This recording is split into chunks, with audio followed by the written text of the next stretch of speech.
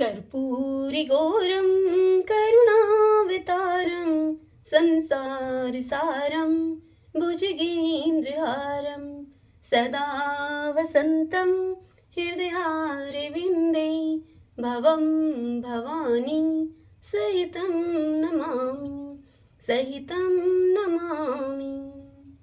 श्री शिवाय नमस्तोभ्यम। आज हम सुन रहे हैं श्री शिव महापुराण कथा रुद्र संहिता के तृतीय खंड देवी पार्वती की कथा। आज की कथा में हम सुनेंगे उमा देवी का दिव्य रूप से देवताओं को दर्शन देना, देवताओं का उनसे अपना अभिप्राय निवेदन करना और देवी का अवतार लेने की बात स्वीकार करके देवताओं को आश्वासन देना। मैना को प्रत्यक्ष दर्शन देकर शिवा देवी का उन्हें अभीष्ट वरदान से संतुष्ट करना तथा मैना से मैनाक का जन्म, देवी उमा का हिमवान के हृदय तथा मैना के गर्भ में आना, गर्भस्थ देवी का देवताओं के द्वारा सत्वन करना, उनका दिव्य रूप में प्रादुर्भाव होना, माता मैना से बातचीत तथा नवजात कन्या के रूप में देवी पार्वती का परिवर्तित होना। आज हम इस पावन कथा का रसपान कर रहे हैं। तो आइए सर्वप्रथम भगवान का ध्यान करते हुए सभी बोलिए, भगवान शंकर माता पार्वती की जय। ब्रह्मा जी नारद जी को श्री शिव महापुराण की कथा को सुनाते हुए कहते हैं कि हे नारद, देवताओं के इस प्रकार स्तुति करने पर दुर्गम पीड़ा का नाश करने वाली जगजननी देवी दुर्गा उनके सामने प्रकट हुई। वे परम अद्भुत दिव्य रत्नमय रथ पर बैठी हुई थी। उस श्रेष्ठ रथ में घुंघरू लगे हुए थे और मुलायम बिस्तर बिछे थे। उनके श्री विग्रह का एक एक अंग करोड़ों सूर्यों से भी अधिक प्रकाशमान और रमणीय था। ऐसे अवयवों से वे अत्यंत उद्भाषित हो रही थी। सब और फैली हुई अपनी तेजो राशि के मध्य भाग में भी विराजमान थी। उनका रूप बहुत ही सुंदर था और उनकी छवि की कहीं तुलना नहीं थी। सदाशिव के साथ विलास करने वाली उन महामाया की किसी के साथ समानता नहीं थी। शिवलोक में निवास करने वाली वे देवी त्रिविध चिन्मय गुणों से युक्त थी। प्राकृत गुणों का अभाव होने से उन्हें निर्गुणा कहा जाता है। वे नित्य रूपा हैं। वे दुष्टों पर प्रचंड कोप करने के कारण चंडी कहलाती हैं, परंतु स्वरूप से शिवा हैं, अर्थात कल्याणमयी हैं। सबकी संपूर्ण पीड़ाओं का नाश करने वाली तथा संपूर्ण जगत की वे माता हैं। वे ही प्रलय काल में महानिद्रा होकर सबको अपने अंक में सुला लेती हैं। अंक से यहाँ अभिप्राय गोद में सुला लेने से है तथा वह देवी समस्त स्वजनों अर्थात भक्तों का संसार सागर से उद्धार कर देती हैं। शिवा देवी की तेजो राशि के प्रभाव से ही देवता उन्हें अच्छी तरह से देख न सके। तब उनके दर्शन की अभिलाषा से देवताओं ने फिर से उनका सत्वन किया। तदंतर दर्शन की इच्छा रखने वाले विष्णु आदि सब देवता उन जगदम्बा की कृपा पाकर वहां उनका सुस्पष्ट दर्शन कर सके। इसके बाद देवी से देवता बोले, हे अंबिके, हे महादेवी, हम सदा आपके दास हैं। आप प्रसन्नता पूर्वक हमारा निवेदन सुने। पहले आप दक्ष की पुत्री के रूप से अवतीर्ण होकर लोक में रुद्रदेव की वल्लभा हुई थी। उस समय आपने ब्रह्मा जी के तथा दूसरे देवताओं के महान दुख का निवारण किया था। तदंतर पिता दक्ष से अनादर पाकर अपनी की हुई प्रतिज्ञा के अनुसार आपने शरीर को त्याग दिया था और स्वधाम में पधार आई थी। इससे भगवान हर को भी बड़ा दुख हुआ। हे महेश्वरी, आपके चले आने से देवताओं का कार्य पूरा नहीं हुआ, अतः हम देवता और मुनि व्याकुल होकर आपकी शरण में आए हैं। हे महेशानी, हे शिवे, आप देवताओं का मनोरथ पूर्ण करें जिससे कि सनत कुमार का वचन सफल हो। हे देवी, आप भूतल पर अवतीर्ण होकर पुनः रुद्रदेव की पत्नी होइए और यथा योग्य ऐसे लीला कीजिए जिससे कि देवताओं को सुख प्राप्त हो।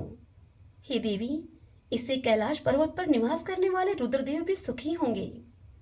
आप ऐसी कृपा करें जिससे कि सभी सुखी हो जाएं और सबका दुख नष्ट हो जाए।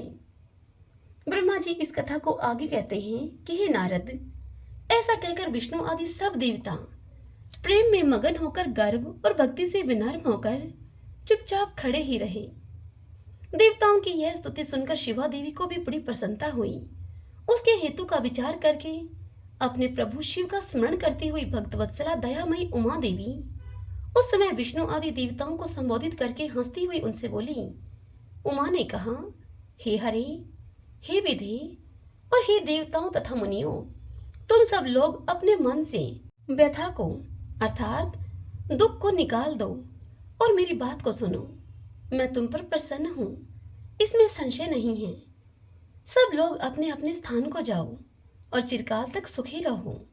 मैं अवतार लेकर मैना की पुत्री होकर उन्हें सुख दूंगी और रुद्रदेव की पत्नी हो जाऊंगी। यह मेरा अत्यंत गुप्त मत है। भगवान शिव की लीला अद्भुत है, वह ज्ञानियों को भी मोह में डालने वाली है। हे देवताओं, उस यज्ञ में जाकर पिता के द्वारा अपने स्वामी का अनादर देखकर जब से मैंने दक्ष जनित शरीर को त्याग दिया है, तभी से वे मेरे स्वामी काल अग्नि रुद्रदेव तत्काल ही दिगंबर हो गए। वे मेरी ही चिंता में डूबे रहते हैं। उनके मन में यह विचार उठा करता है कि धर्म को जानने वाली सती मेरा रोष देखकर पिता के यज्ञ में गई और वहां मेरा अनादर देखकर मुझ में प्रेम होने के कारण उसने अपने शरीर को त्याग दिया। यही सोचकर वे घर बार छोड़कर अलौकिक वेश को धारण करके योगी हो गए। मेरी स्वरूप पूता सती के वियोग को वे महेश्वर सहन न कर सके। हे देवताओं, भगवान रुद्र की भी यह अत्यंत इच्छा है कि भूतल पर मैना और हिमाचल के घर में मेरा अवतार हो, क्योंकि वे पुनः मेरा पाणी ग्रहण करने की अधिक अभिलाषा रखते हैं। अतः मैं रुद्रदेव के संतोष के लिए अवतार लूंगी और लौकिक गति का आश्रय लेकर हिमालय पत्नी मैना की पुत्री होंगी। आगे कहते हैं ब्रह्मा जी कि हे नारद, ऐसा कहकर जगदम्बा शिवा उस समय समस्त देवताओं के देखते ही देखते अदृश्य हो गई और तुरंत अपने लोक में चली गई। तदंतर हर्ष से भरे हुए विष्णु आदि समस्त देवता और मुनि उस दिशा को प्रणाम करके अपने अपने धाम में चले गए। ब्रह्मा जी की इस बात को सुनकर नारद जी ने उनसे पूछा कि हे पिताजी, जब देवी दुर्गा अंतर्ध्यान हो गई और देवगण भी अपने अपने धाम को चले गए, उसके बाद क्या हुआ? तब ब्रह्मा जी कहने लगे, हे मेरे पुत्रों में श्रेष्ठ विप्रवर नारद, जब विष्णु आदि देव समुदाय हिमालय और मैना को देवी की आराधना का उपदेश देकर चले गए, तब गिरिराज हिमाचल और मैना दोनों दंपतियों ने बड़ी ही भारी तपस्या आरंभ की। वे दिन रात शंभु और शिवा का चिंतन करते हुए भक्ति युक्त चित्त से नित्य उनकी सम्यक रीति से आराधना करने लगे। हिमवान की पत्नी मैना बड़ी प्रसन्नता के साथ शिव सहित शिवा देवी की पूजन करने लगी। वे उन्हीं के संतोष के लिए सदा ब्राह्मणों को दान दिया करती थी। मन में संतान की कामना को लेकर मैना चैत्र मास के आरंभ से लेकर 27 वर्षों तक प्रतिदिन तत्परता पूर्वक शिवा देवी की पूजा और आराधना में लगी रही।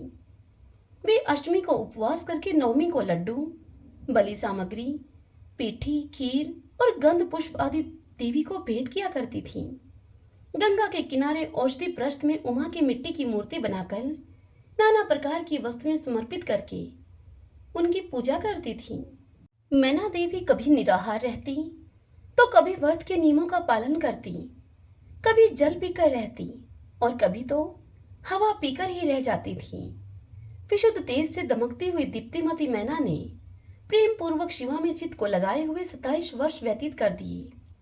27 वर्ष पूर्ण होने पर जगन्मयी शंकर कामिनी जगदम्बा उमा अत्यंत ही प्रसन्न हुई। मैना की उत्तम भक्ति से संतुष्ट होकर वे परमेश्वरी देवी उन पर अनुग्रह करने के लिए उनके सामने प्रकट हुई। तेजो मंडल के बीच में विराजमान तथा दिव्य अवयवों से संयुक्त उमा देवी प्रत्यक्ष दर्शन देकर मैना से हंसती हुई इस प्रकार यूं बोली। देवी ने मैना से कहा कि हे मैना, हे गिरिराज हिमालय की रानी महासाध्वी मैना, मैं तुम्हारी तपस्या से बहुत प्रसन्न हूं। तुम्हारे मन में जो अभिलाषा हो तुम उसे कहो। मैना, तुमने तपस्या, व्रत और समाधि के द्वारा जिस जिस वस्तु के लिए प्रार्थना की है वह सब मैं तुम्हें दूंगी।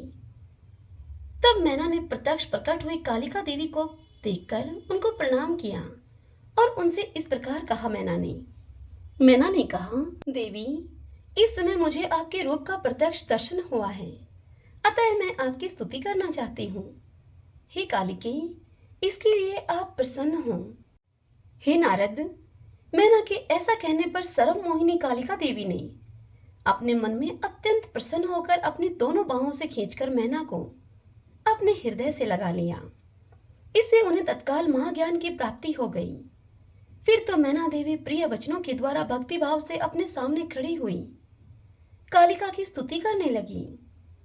मैना बोली कि जो महामाया जगत को धारण करने वाली चंडिका लोक धारणी तथा संपूर्ण मनोवांछित पदार्थों को देने वाली है, उन महादेवी को मैं प्रणाम करती हूँ, जो नित्य आनंद प्रदान करने वाली माया, योग निद्रा, जग जननी तथा सुंदर कमलों की माला से अलंकृत हैं।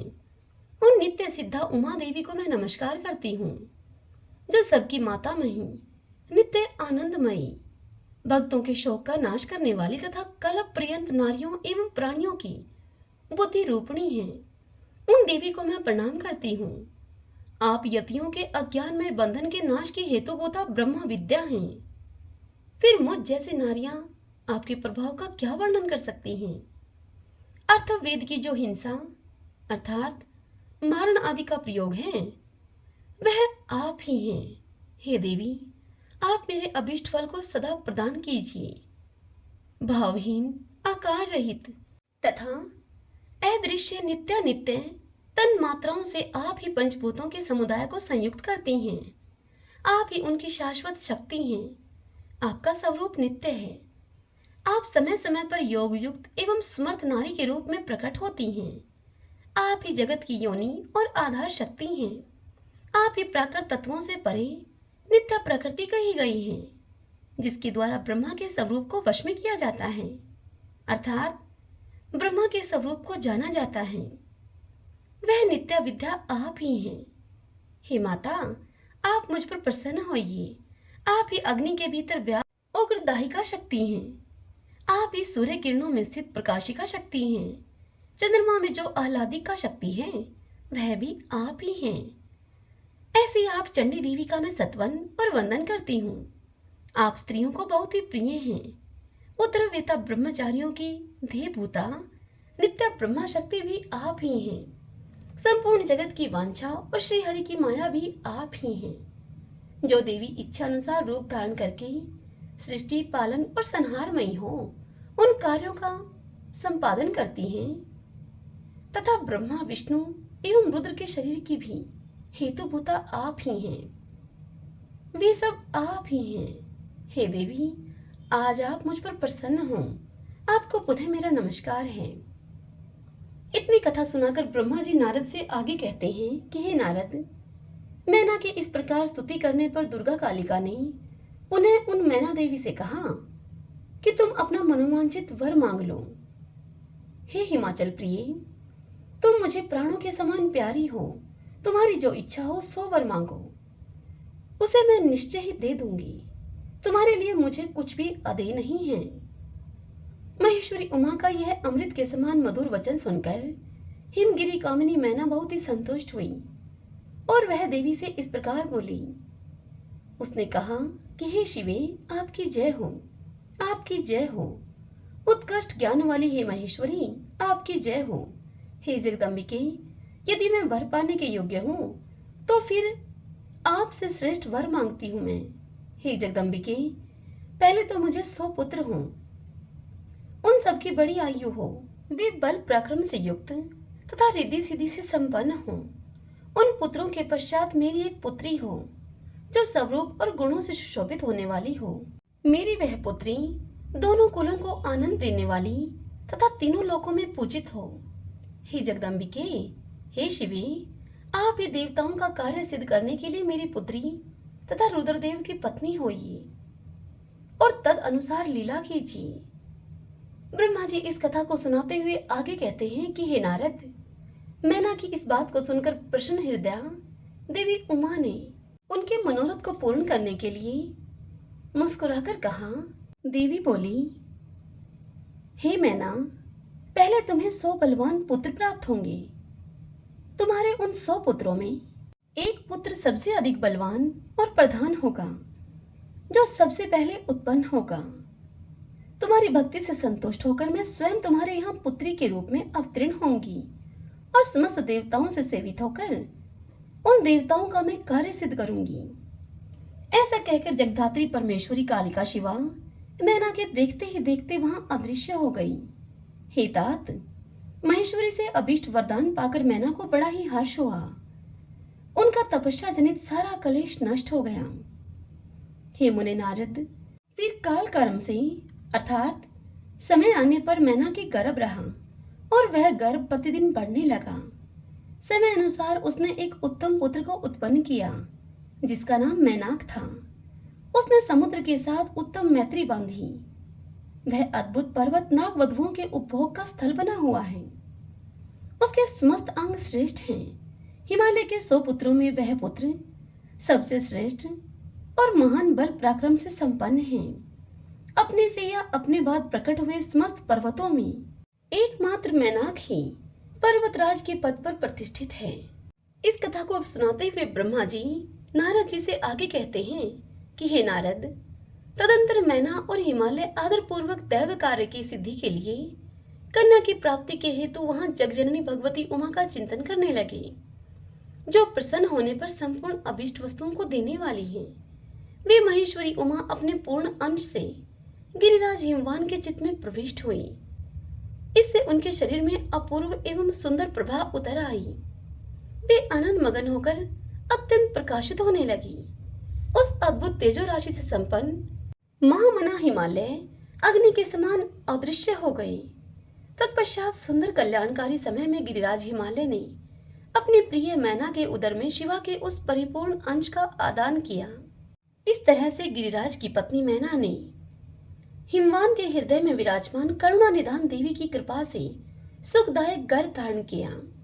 संपूर्ण जगत की निवासभूता देवी के गर्भ में आने से गिरिप्रिया मैना सदा ही तेजोमंडल के बीच में स्थित होकर अधिक शोभा पाने लगी। अपनी प्रिया शुभांगी मैना को देखकर गिरिराज हिमवान बड़ी ही प्रसन्नता का अनुभव करने लगे। गर्भ में जगदम्बा के आ जाने से वे महान तेज से संपन्न हो गई थी। हे मुने नारद, उस अवसर पर विष्णु आदि देवता और मुनियों ने वहां पर आकर गर्भ में निवास करने वाली शिवा देवी की स्तुति की और तदंतर महेश्वरी की नाना प्रकार से स्तुति करके प्रसन्नचित हुए वे सब देवता अपने अपने धाम को चले गए। जब मैना का 9वां महीना बीत गया और 10वां महीना भी पूरा हो चला, तब जगदम्बिका कालिका ने समय पूर्ण होने पर गर्भस्थ शिशु की जो गति होती है उसी को धारण किया, अर्थात जगदम्बिका मां ने जन्म ले लिया। उस अवसर पर आद्य शक्ति सती साध्वी शिवा पहले मैना के सामने अपने ही रूप से प्रकट हुई। वसंत ऋतु में चैत्र मास की 9वीं तिथि को मृगशिरा नक्षत्र में आधी रात के समय चंद्रमंडल से आकाश गंगा की भांति मैना के उदर से देवी शिवा का अपने ही स्वरूप में प्रादुर्भाव हुआ। उस समय संपूर्ण संसार में प्रसन्नता छा गई।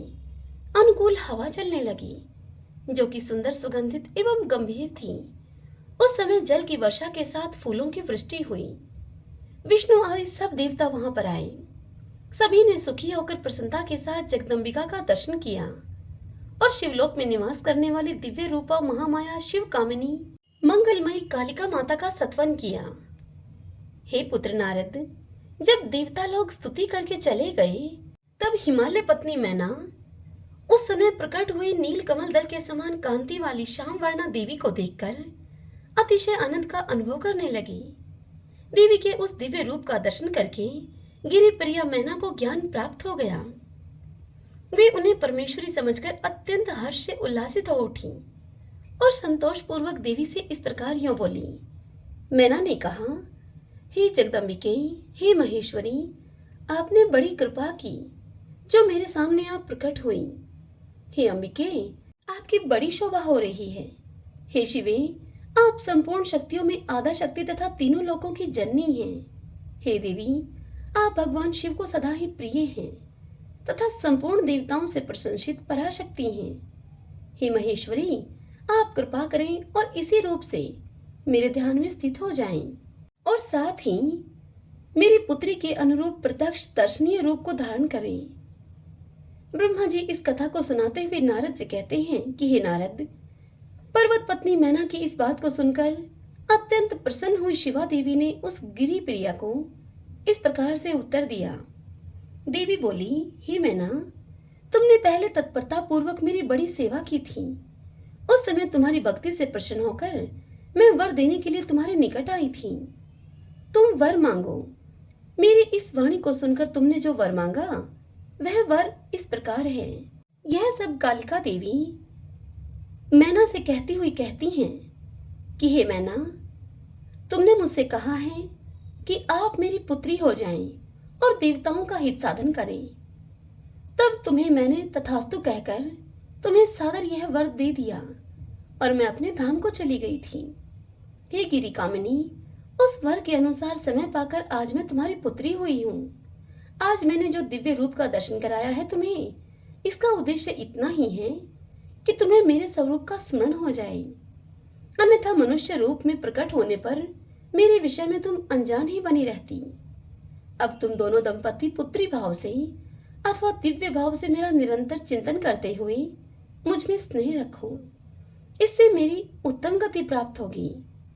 मैं पृथ्वी पर अद्भुत लीला करके देवताओं का कार्य सिद्ध करूंगी। भगवान शंभु की पत्नी होंगी और सज्जनों का संकट से उद्धार करूंगी। ऐसा कहकर देवी मैना से जगन माता शिवा चुप हो गई और फिर उसी क्षण देवी मैना के देखते ही देखते प्रसन्नता पूर्वक नवजात पुत्री के रूप में देवी कालिका परिवर्तित हो गई। हरिओम तत्सत। श्री शिवाय नमस्तुभ्यम। भगतजनों, आज की यह कथा यहीं पर पूर्ण हुई। इससे आगे कल की कथा में हम सुनेंगे पार्वती का नामकरण और विद्या अध्ययन, नारद का हिमवान के यहाँ जाना, पार्वती का हाथ देकर भावी फल बताना, चिंतित हुए हिमवान को आश्वासन देकर पार्वती का विवाह शिव जी के साथ करने को कहना और उनके संदेह का निवारण करना। कल हम इस पावन कथा का रसपान करेंगे। आज की यह कथा आपको कैसी लगी? आशा करती हूँ आज की यह कथा आपको पसंद आई होगी। श्री शिवाय नमस्तुभ्यम।